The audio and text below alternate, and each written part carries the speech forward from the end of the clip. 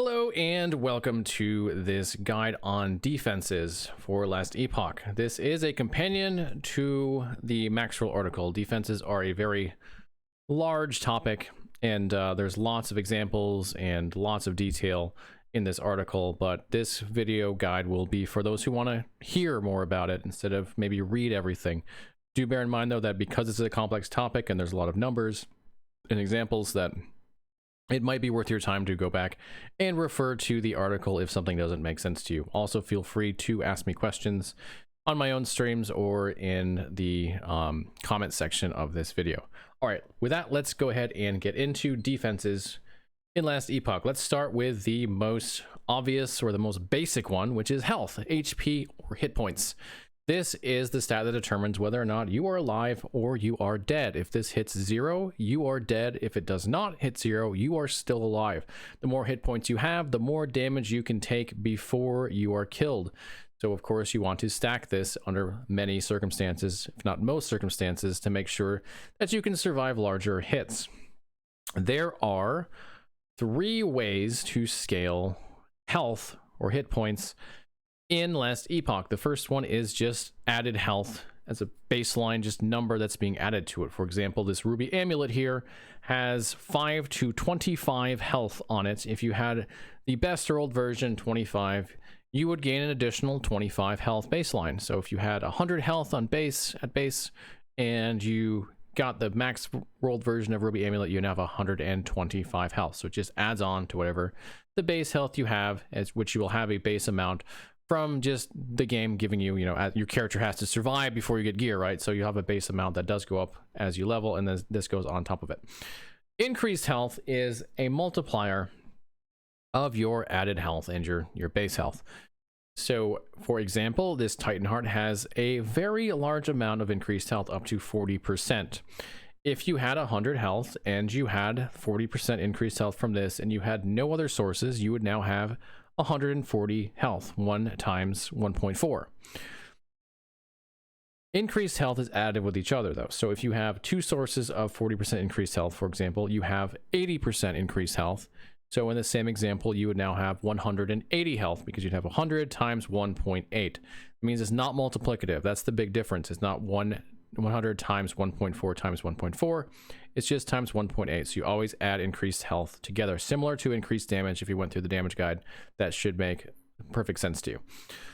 The other thing that we can get to scale, which is technically not really a different source, it is just both of these in the same source, is hybrid health. Hybrid health gives added and increase in one shot. So for example, it might have 50 added health and 5% increased health. I'm not sure that an item actually has exactly those numbers, but it would be something along those lines. So in that case, if you had 100 health, you now have 150 from the added, and then you multiply that by 1.05 for the 5% increase, which is 157.5, if my math does not fail me there, health from that one item. That's what you ended up with your base, and then all the hybrid add-on. So what you really need to know here is just like added health just adds together, increased health multiplies your added health, and multiple sources of increased health add together before you multiply your health. If you know that, then you know how to calculate your health. Next up is ward. This is fairly unique to LE. It's kind of similar to energy shield. I think that's what it's called in Path of Exile. This is a shield over your health bar that you take. It takes damage before your health does. So for example, if you have 500 ward and 1,000 health, you have to take 500 damage before you'll start to eat into your health if you have that much ward. Ward is generated through multiple sources, but the primary ones are ward per second. So like Prodigy is a node in Spellblade that gives you 2 ward per second per 10 intelligence.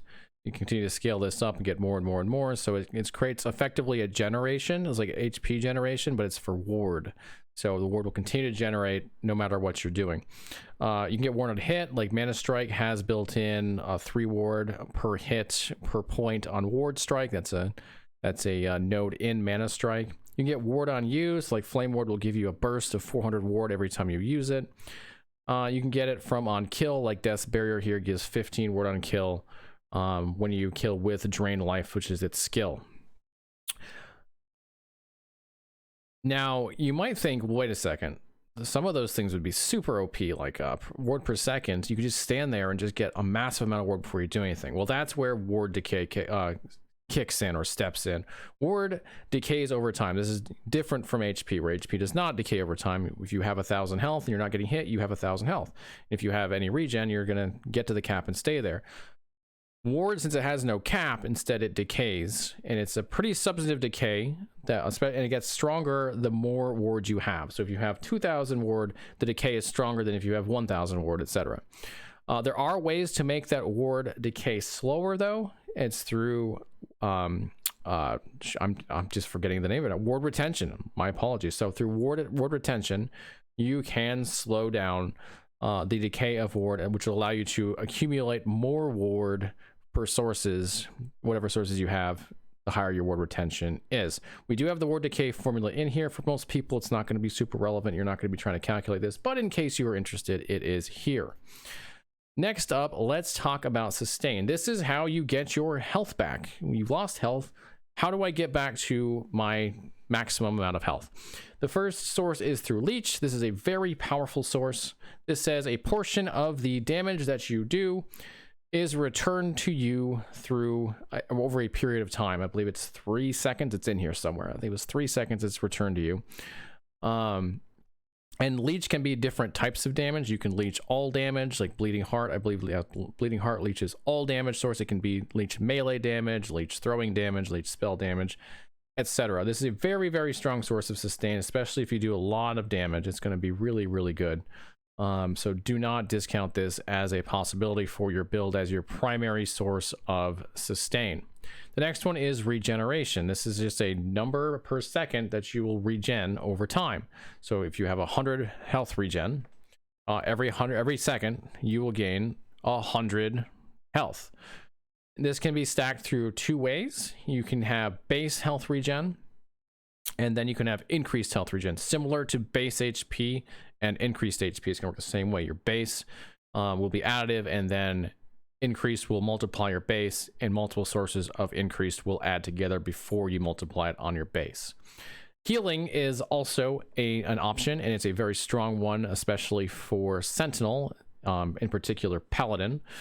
Healing is usually used through skills. It can also be used through actions, and it just heals you either a set amount or an amount over time, depending on the skill that's using it, and it can be scaled through increased healing effectiveness. Again, this can be a very, very strong source with the right skills, the right build, so do not discount this as an option, especially if you're playing Paladin.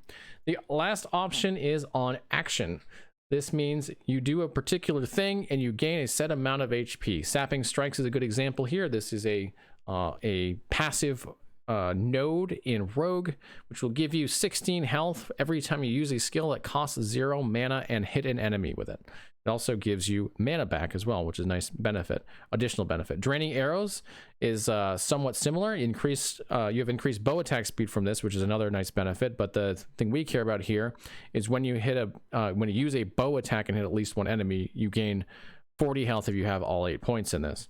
These can be very strong sources as well, especially early game, and for Rogue. Rogue does really well, and Marksman in particular can get all of its sustain from these kind of sources. Next up, let's talk about resistances.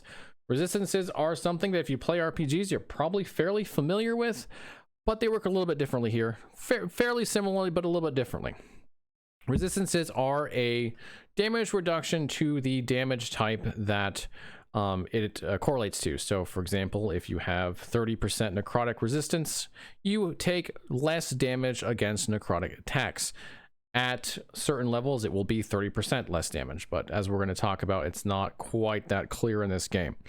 But regardless, building this means you will take less damage under all circumstances than if you didn't have it at all. It caps at 75% for each damage type, and there is a resistance for every type of damage in the game. So Fizz, Cold, Fire, Lightning, Poison, Necrotic, Void all have resistance that you can and are going to want to cap, or at least get close to cap, by the end game, at the latest, sometime in the end game. So 75% is the cap. If you get more than that, it does not count, but there are enemies that can shred and penetrate your resistances. Shred in particular can shred your resistances, so you get less.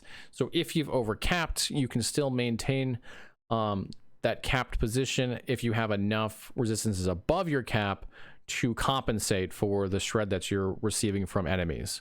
So it can be worth it to overcap, although in many circumstances, getting another kind of defense instead might be a better choice, but it is an option, especially for things like poison, which will naturally shred poison resistance if you get poison stacks of ailments on you.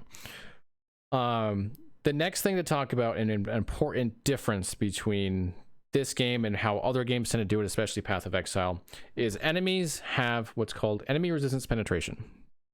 And this is true of all enemies in the game, dependent upon the level of that enemy. So how it works is, starting at level 1, enemies begin to get penetration, and it goes up by 1% every level. So at level 5, they have 5% penetration. Level 10, they have 10%. Up to level 75, where they have 75% penetration. Note, this is the enemy level, not your level, so it doesn't matter what level you are. It matters what level the enemies are that you're fighting, which you can determine by the area level, which you can find by pressing tab and looking in the upper right hand side when your big map is open. It'll tell you what the area level is. It does stop at 75, which means at level 75 and beyond up to level 100, enemies have 75% resistance penetration. This means if you had no resistance whatsoever, you'd actually be at minus 75% resistance, because you can go negative, which means you take 75% increased damage. You don't want that to happen. So we still cap our resistances so that we're back to 0. And the game is balanced for this, by the way. This isn't like you're not getting punished for this. The game is balanced so that you will cap your resistances, and that is going to be beneficial for you to do it. So this is very different from Path of Exile, which does not have penetration. And I'm not going to go too deep into what's happening here and why that's different. But what this does for us is it means that not capping your resistances are not as punishing as they are in Path of Exile, because in PoE, the closer you get to the cap, the more each point of or percentage of resistance is worth. And it doesn't work that way in LE. They're worth about the same. And so the difference between capping and PoE, where you have a total of 75% reduction damage, versus LE, where it's 42.8%, just kind of shows that it doesn't matter as much. It's still valuable, but it's not gonna get you killed if you're at like 72% instead of 75 under most circumstances. Okay, let's move on to armor. So armor in this game does also work a little bit differently than some games. In many games, it only affects physical damage, but in this game, it affects all damage types if they are hits. It does not affect dots at all. It will give you no mitigation for damage over time whatsoever, but it will give you mitigation for fire hits or necrotic hits or void hits, etc. It gives more for physical than it does for the other types, so it will have a higher value for those kind of hits, but it's still worth scaling for everything because it is quite a bit of damage reduction. And how much it gives you exactly is determined by the area level you are in and the amount of armor you have, and it goes on a scale with diminishing returns at higher levels, and it caps at 85%. You will not reach that cap because of the way it scales, but getting higher is of course better. Shout out to Tunk from Tunk Labs for the graph here, which shows you how it scales. Dodge has a similar scaling system, and we once again have used Tunk Lab to show how it works, but it works differently than armor. Oh, I should mention, by the way, armor can be scaled through added and increased armor.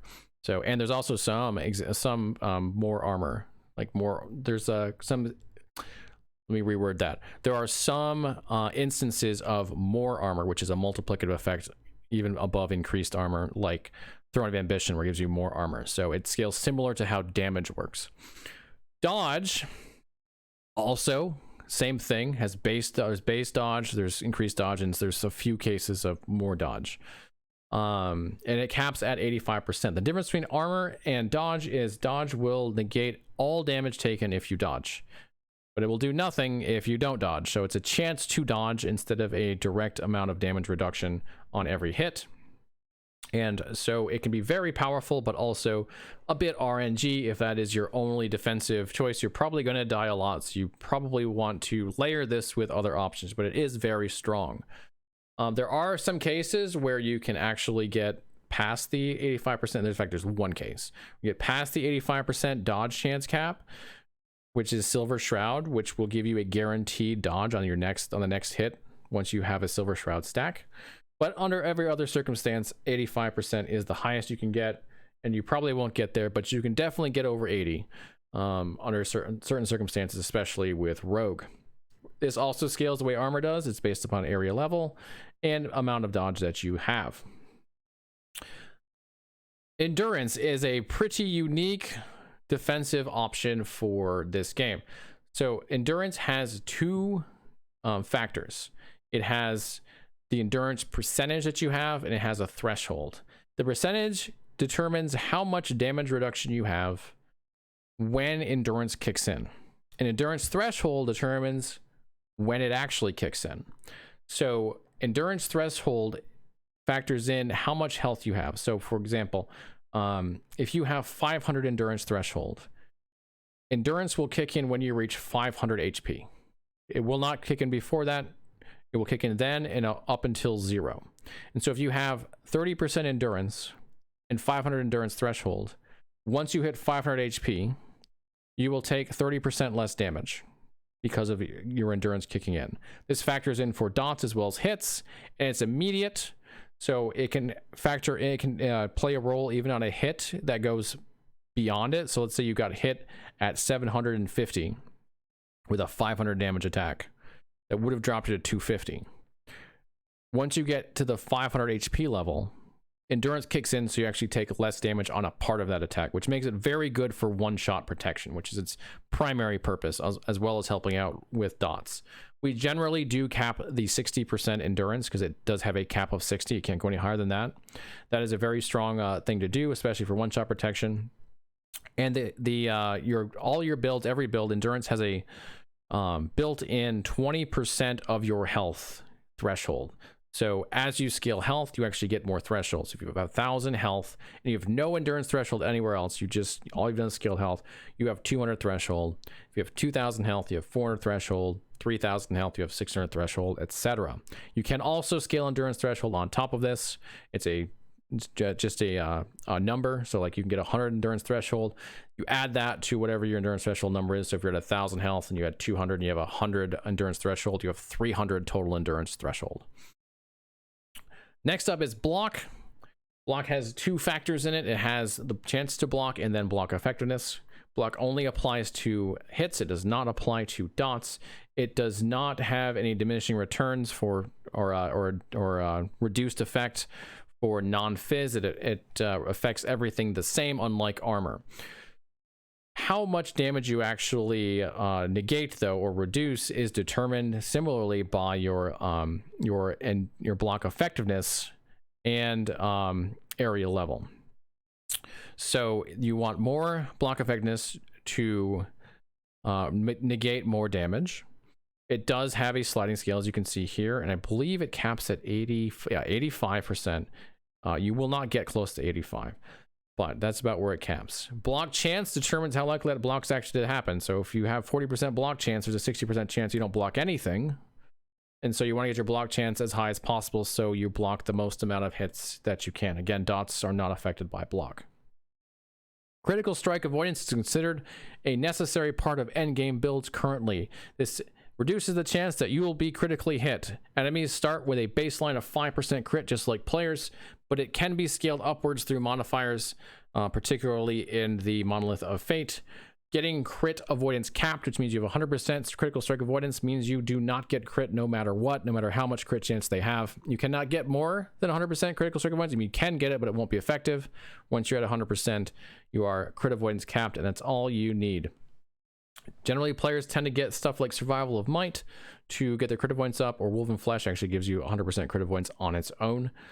Definitely want to think about this when you're making your builds. Towards the end game, you're going to want to have somewhere in your builds where you're going to get crit avoidance capped. Glancing Blow is a rogue exclusive defense that if you get a Glancing Blow, you take 35% less damage from hits. So it's another hit-based one. This can get to 100% on rogue if you build for it. So it can be very powerful, but even if you don't, it still is a nice damage reduction option that can be done with very low investment. Again, though, if you don't have 100%, some hits will go through and not get any mitigation. But if they do get glancing blow, if you get a glancing blow on a hit, it's a nice bit of mitigation. Stun avoidance is, as it probably sounds like, it's the reducing the likelihood of getting a stun. Stuns in LE can be pretty punishing because there are high telegraphed attacks. If you get stunned before you can get out of one, it can easily kill you. So stun is something that you want to avoid whenever you can. Now, unfortunately, stun avoidance currently is outclassed by just getting damage reduction, because the way that the stun avoidance formula works, and I'll pull it up here, you don't need to know this at all, but the way that the stun avoidance formula works is the higher the amount of damage you take based versus the amount of health you have, so like in ratio to that, the more likely you're to get stunned. So the more damage reduction you have and the more health pool you have, or high health pool you have, the less likely you become to get stunned. And so it's better just to scale your defenses at this point than it is to get stun avoidance. But if you happen to have it, you will get stunned less, so it's not worth nothing. All right, next up is damage reduction from classes. So most, if not, I think all classes have some sort of damage reduction that can be gained either through their passives or their skills. So for example, here we're looking at Earth Sign Strength. This is a Primalist passive that causes Primalists to take less damage from nearby enemies. Nearby in Last Epoch means within 4 yards, which is a reasonably sized circle around the player. Look out for these. They're very good. Damage reduction is a high priority for most builds. If you can find damage reduction, definitely consider taking it. We have listed here a number of examples of damage reduction, like Aura of Decay having inoculation, which is reduced poison damage taken. Flame Ward has a ton of less damage. You have 30% less damage from the skill baseline, and then you can add on another, I think it's 45% from Barrier. So be on the lookout for these different ways of reducing your damage that are class based, and definitely factor those in when you're trying to make your build or looking into build guides and seeing what they're offering you. Okay, we also have in here a case example for combining sources of damage. Note that they are multiplicative, not additive, so you can never hit full damage reduction like cap. You can never like not take any damage. And if you're more interested in exactly how it works, check out the case example. Let's now talk about debuffs. Debuffs are not technically defensive layer traditionally, but they can be so powerful in this game and cause you to take so much less damage that we talk about them here. So examples of debuffs that are good for damage reduction. Frailty. Frailty causes enemies to deal 6% less damage, can stack up to 3 times, so 18% less. It's actually technically less than 18% because it's multiplicative, but it's pretty close to 18%. So that is a very strong thing to add. It's usually 1 suffix and you're good. You can get this from 1 suffix on your gear, so it's very, very high value. Chill causes them to causes enemies to attack, cast, and move 12% less slowly, or less quickly. It slows them by 12%. And this can also stack up to 3 times. Again, this is multiplicative, so it's not quite 48%, but it's pretty high. Very, very good. Get this in every build that you can. Blind has a critical strike chance of enemies and causes them to aim erratically. It sounds really good, but the actual, in reality, it is not so good, because if you kite, which we do a lot in this game, it causes enemies more likely to hit you because they're not aiming where you were or where you are right now. They're just aiming anywhere, and so you can't predict where they're gonna actually attack and avoid it. So blind is not considered very good right now, but it can help with like crits, and in some cases it can be good. Crowd control debuffs can cause the enemies to just effectively not be able to hit you, so that's very good. Stun prevents them from using any skills. Freeze, the same.